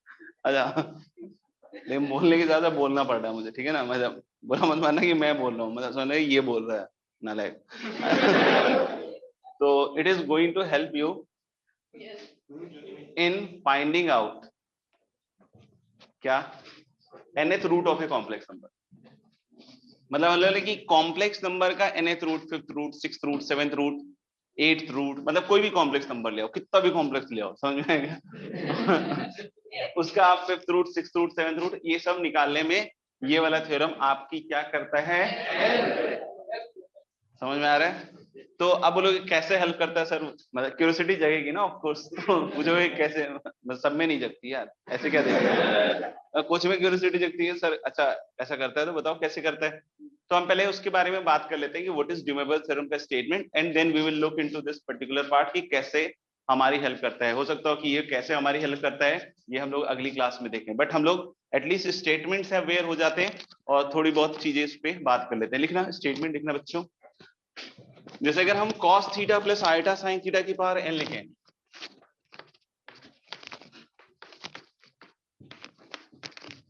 cos theta plus iota sine theta की पावर n लिखे, तो दिस कैन बी इजीली, मतलब मुझे ऐसा लगता है कि इसको इजीली प्रूव कर सकते हैं इतना। अब बोलोगे सर कैसे, तो देखो cos theta plus iota sine theta वो यूलर ने कहा था कि दिस इज e की पावर आइटा थीटा, और e की पावर आइटा थीटा की हाँ पावर, ज्यादा कुछ नहीं सोचना है, e बार आइटा थीटा की पावर n, तो दैट इज सेम एज ना e की बार आइटा n थीटा। ये लिख के दिखाऊं तो अच्छा लगेगा, तो e की बार आइटा n थीटा मतलब क्या हुआ बच्चों, cos n theta plus iota sin n theta, ठीक है ना। तो ये अभी मत लिखो, अभी मैं जो बोलूंगा वो लिखना, ठीक है ना। हाँ ये तो लिखना ही पड़ेगा ना, ऐसे लिखो, ऐसे जो मैं बोल रहा हूँ लिखो, cos n theta, cos n theta plus iota sin n theta is the only value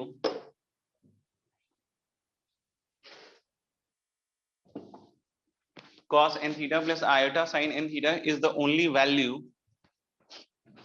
cos n theta plus iota sin n theta is the only value of, cos n theta plus iota sin n theta is the only value of cos theta plus iota sin theta की power n, cos n theta plus iota sin n theta is the only value of cos theta plus iota sin theta की power n, is the only value of cos theta plus iota sin theta की power n when n is an integer, when n is an integer,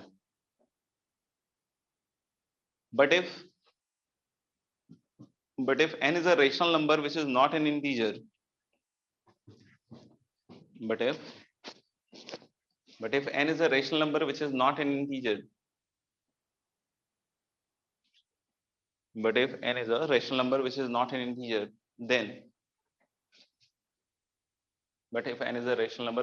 integer, then cos n theta plus iota sin n theta. But if n is a rational number which is not an integer, then cos n theta plus iota sin n theta, is one of the value of,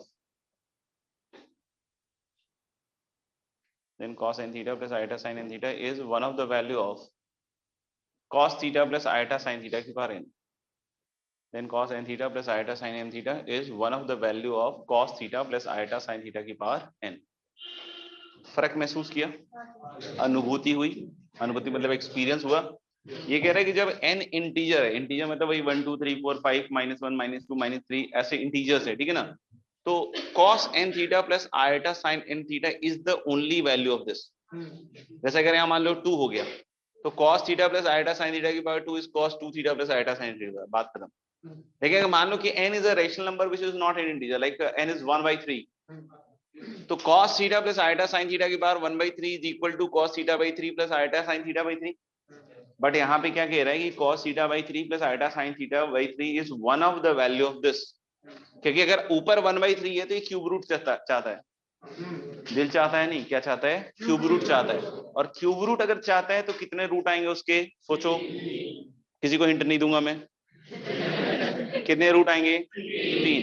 तो ये क्या कह रहा है कि this is one of the value, मतलब बाकी 2 और वैल्यूज हो सकते हैं, नहीं होंगे, ठीक है ना।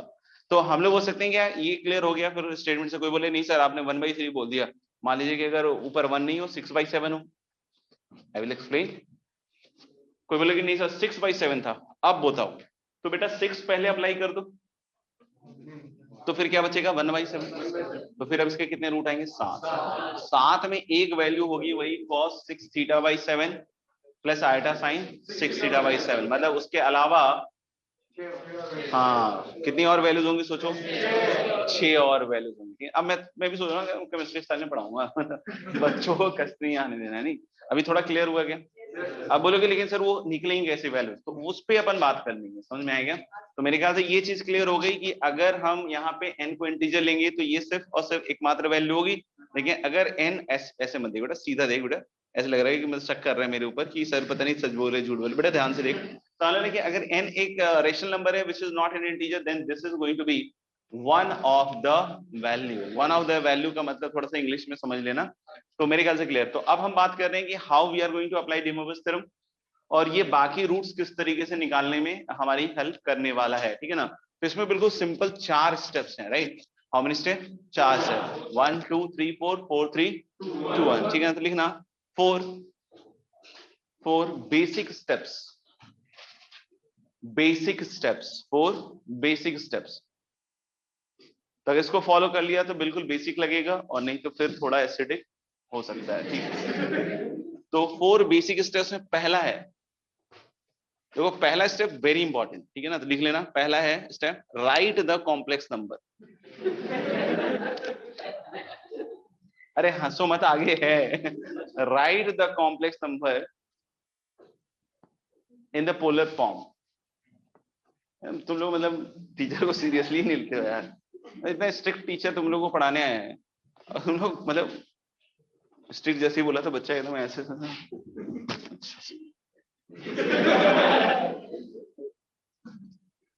Right the complex number in the polar form. हाँ मतलब कॉम्प्लेक्स नंबर तो लिखना ही पड़ेगा डेफिनेटली, लेकिन उसको किस फॉर्म में लिखेगा, पोलर फॉर्म। अच्छा एक कॉम्प्लेक्स नंबर ले लेते हैं साइड बाय साइड, ताकि हम उसको उसके ऊपर अप्लाई करते हुए चल पाए। जैसे मैं ले रहा हूँ 1 प्लस आइटा रूट 3 की पावर 1/4। अच्छा मैं क्या कैलकुलेट करना आपको सिखा रहा हूँ, एनी कॉम्प्लेक्स नंबर की पावर n नहीं बेटा 1/n, nth रूट निकाल रहे हैं ना। तो हाल कि हम किसी भी कॉम्प्लेक्स नंबर की पावर क्या लिखेंगे 1/n। तो बहुत सारे बच्चे थोड़े दिनों के बाद इस और n और इस n में कंफ्यूज होने लग जाएंगे, कह रहे सर वहां भी n था यहाँ भी n है, कैसे हो रहा है। तो बेटा ये अलग है वो अलग है, ठीक है ना। ऐसा नहीं कि तुमको फिजिक्स में n मिल जाए तो अच्छा ये तो सर ने सिखाया था, सब अलग अलग हैं, ठीक है। तो हम लोग nth रूट निकालना चाहते हैं, तो अभी मैं जो एग्जांपल ले रहा हूँ क्या ले रहा हूँ, fourth root of a complex number, fourth root of a complex number. तो मेरे क्वेश्चन के हिसाब से n की वैल्यू क्या हुई, नहीं मैं हिम्मत नहीं हारूंगा यार, मतलब इतनी जल्दी थोड़ी हिम्मत हार जाऊंगा साला, 17-18 साल से हिम्मत नहीं हारा अब हारता हूँ क्या, तुझे क्या लगेगा मैं सर फोड़ दूंगा उधर, हाँ पागल है क्या।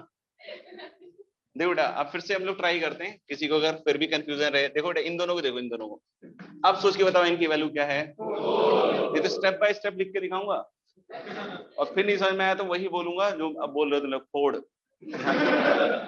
तो मेरे ख्याल से अपन समझ गए कि फोर्थ रूट ऑफ क्या हम निकालने वाले हैं, कॉम्प्लेक्स नंबर। तो पहली चीज क्या करने वाले हैं हम लोग, कॉम्प्लेक्स नंबर लिखने वाले हैं, लेकिन पोलर फॉर्म में। तो पोलर फॉर्म में दो चीजों की जरूरत पड़ेगी, एक तो मॉडुलस और दूसरा एनी वन आर्गुमेंट। तो इसका आर्गुमेंट मतलब आंख बंद करके भी मुझे दिखता है π/3, और इसका मॉडुलस आंख खोल के भी दिखता है क्या, 2। तो this is going to be 2 cos π/3 plus iota sine π/3, oh no, iota sine π/3 की ज्यादा नहीं सोचेंगे power 1/4, 2 cos π/3 plus iota sine π/3 की पावर 1/4, ठीक है ना। Second step, add add add advertisement नहीं बेटा, ऐड एक डी और वाला, नालायक, add 2m pi, add 2m pi to the argument, add 2m pi to the argument, add 2m pi to the argument। तो हम लोग इसके बाद हम लोग 2m pi argument में ऐड कर देते हैं, और this is going to be cos 2m pi plus π/3 और plus iota sine 2m pi plus π/3, right. अब इसे 2m pi plus π/3 की अगर मैं बात करूं, सोचो, राइट तो वैसे कोई फर्क तो पड़ेगा नहीं, क्योंकि ये बैक टू दिस हो जाएगा, m इंटीजर है, राइट। तो cos 2π plus theta 4π plus theta सब उसके बराबर हो जाएंगे, ठीक है ना, तो उसमें कहीं कोई दिक्कत नहीं है। तो 2m पाई ऐड करने से ऐसा कोई फर्क नहीं पड़ा, तो ये लोग बतला देते हैं, लेकिन मैं थोड़ा सा इसमें और आपको डीप समझाने की कोशिश करता हूँ, और डीप समझाने की कोशिश करेंगे तो ऑफकोर्स दर्द होगा, ठीक है ना, लेकिन अगर झेल लोगे समझ लोगे तो फिर दर्द अपने आप चला जाएगा, नहीं तो फिर जीवन भर वो वाला दर्द रहेगा। तो देख लीजिएगा, थोड़ा डीप चलते हैं अपन। एक्चुअली क्या हो रहा है कि आप बोलोगे सर इसका 1/4 अगर लगाएंगे तो π/12 भी आएगा, और तो आ कहाँ रहा है, और तो आ कहाँ रहा है, सोचो। तो हम 2m पाई क्यों ऐड कर रहे हैं, ताकि वो सारे के सारे हैं जितने भी इसके फोर्थ रूट हैं, जैसे इसके फोर्थ रूट की बात कर रहे हैं ना, तो हमने आर्गुमेंट ये लिखा π/3 1/4 पावर किया, तो we will get a particular complex number, एक ही तो आएगा नहीं। लेकिन मान लो कि मैंने इसका π/3 की जगह कुछ और ले लेता आर्गुमेंट, 2π plus π/3 ले लेता, नहीं तो वो भी तो यही कॉम्प्लेक्स नंबर है, और उसका 1/4 करोगे तो अब जो कॉम्प्लेक्स नंबर मिल रहा है वो डिफरेंट है पहले, क्योंकि उसका आर्गुमेंट चेंज आएगा। नहीं सोच पाए, समझ में आ रहा है क्या। तो ये 2m पाई जनरलाइज करने का रीजन ही यही है कि आपको जितने भी कॉम्प्लेक्स नंबर हो जो इसके फोर्थ रूट हैं वो सब के सब आए, समझ में आएगा। अब ऐसे तो मैं तुक्का मार नहीं सकता ना कि मैं 2π प्लस कर दूं, एक बार 4π प्लस कर दूं, कब तक ये करूं, ठीक है ना। तो हम क्या करें, 2π 4π 6π की जगह सीधा जनरली कर दिया, क्या कर दिया, 2m पाई जोड़ दिया। नहीं, ना तो मैं इसकी बात कर रहा हूं अब, ना तो 2π प्लस π/3 की बात कर रहा हूं, मैं बोल रहा हूं कि ऐसा जितना भी कॉम्प्लेक्स नंबर होगा सबकी बात कर ली अपन ने, ठीक है। फिर देख लेंगे कि m की वैल्यू के कोरस्पॉन्डिंग जो भी डिस्टिंक्ट आएगा बढ़िया है, नहीं तो कोई बात नहीं, ठीक है ना। तो मेरे ख्याल से अब तक क्लियर हो गया कि हमने सेकंड स्टेप में क्या किया है, 2m पाई ऐड किया है। अब यहां तक लिख लिया, तो लिख लिया, तो तीसरा स्टेप लिखना अपन को, थर्ड स्टेप पे आ रहे हैं। Apply DMT under room temperature. नहीं तो हम लोग को डीएमटी क्या करना है, अप्लाई करना है अंडर रूम टेम्परेचर, ठीक है ना, टेम्परेचर ज्यादा अपन को नहीं ले जाना। तो जैसे हमने डीएमटी अप्लाई किया दोस्त, ध्यान देखिएगा, और यार मैं लिखवा दूं तो बुरा, और सर लोग बाकी लोग लिखवाए तो बुरा, सर क्या बढ़िया चीज लिखवाई आपने, नालायक लोग। ऐसे भेदभाव करते हैं क्या टीचर्स के बीच में? देखो इधर लिखा ही नहीं इसने, थप्पड़ दे दे खींच के। हाँ तो हाल कि 2 की पावर क्या हो जाएगा 1/4। अच्छा अब इतना बड़ा बड़ा एक्सप्रेशन लिखने में ना मतलब चौक ज्यादा खर्चा हो रहा है, नहीं सेव एनर्जी, तो मैं ई की पावर आयटा में लिख रहा हूँ, ठीक है ना, क्या लिख रहा हूँ ई की पावर आयटा। तो हाल कि जब डीएमटी लगाएंगे दोस्त ई की power eta 2m pi plus π/3/4 ऐसा ही होगा, ठीक है। थर्ड स्टेप हो गया मेरा, थर्ड स्टेप लगा दी मैंने, डीएमटी लगा दिया रूम टेम्परेचर पे, समझ में आएगा? देख लो हीटर वीटर तो नहीं चल रहा ना अगर बगल, हाँ रूम टेम्परेचर पे लगाना था। अच्छा फोर्थ स्टेप अब लिखेंगे, put m equal to 0 1 2 3 till n-1। अब बोलोगे सर n तक कैसे चलेगा, क्योंकि अभी मैं जनरल बात कर रहा हूँ और साइमल्टेनियसली एक एग्जांपल लेके भी चल रहा हूँ, ठीक है ना। Put m equal to 0 1 2 3 till n-1 to get all n distinct roots, to get all n distinct roots, to get all n distinct roots, to get all n distinct roots of the complex number, ठीक है। अब जैसे इसमें हमें क्या क्या रखना पड़ेगा, क्योंकि हम n की वैल्यू क्या लेके चल रहे हैं 4, तो यानी क्या क्या वैल्यूज हम रखेंगे 0 1 2 3। तो अगर मैं 0 1 2 3 रख रहा हूं तो 2 की पावर 1/4, 0 के कोरस्पॉन्डिंग e की पावर आयटा π/12। देख लो अपन ने 1 रखा तो 2 की पावर 1/4 e की पावर आयटा, अरे 12 था ना, हाँ ये 12 भी है ना, π/12, ठीक है ना। तो हेलो कि next is going to be this 7 π/12, 2 की पावर 1/4 e की power iota 13 π/12, and then is going to be e की पावर आयटा 19 π/12, e की पावर आयटा 19 π/12। अब बोलोगे सर अगली वैल्यू रख देंगे तो क्या होगा, रिपीट, पहला वाला कॉम्प्लेक्स नंबर जो है फिर से आ जाएगा। जैसे n की वैल्यू आपने कोई बोला कि सर 1 2 3 रख दिया, ठीक है ना, 0 1 2 3, 4 रखा तो 4 रखते हैं 8 पाई प्लस π/3, अलग अलग करके सोचो तो 2 पाई प्लस π/12, तो बात तो वही आ गया ना कि पहला वाला ही आ जाएगा। फिर अगली वैल्यू रखोगे ये आ जाएगा, मतलब अब इसके बाद जितने भी होंगे सब रिपीट, तो चारों के चारों अपने पास आ चुके हैं, समझ में आएगा। आपने देखा होगा कि मैंने बिना वैल्यू रखे हुए खटाखट खटाखट सब लिख दिया, और आप सोच रहे होगे सर इतनी जल्दी याद कैसे कर लिया सर आपने, तो इसमें कुछ याद किया हुआ नहीं है, इसमें एक फंडा है, ठीक है। तो आप सोचिए वो फंडा क्या हो सकता है, सही है क्या, और फिर हम अगली क्लास में उसको डिस्कस करेंगे कि how we can write this fast. मतलब मुझे ये सब करने की जरूरत भी नहीं है, ये सब करने की जरूरत भी नहीं है, अपन डायरेक्टली ये लिख सकते हैं एक्चुअली, ठीक है। तो सोचना थोड़ा सा।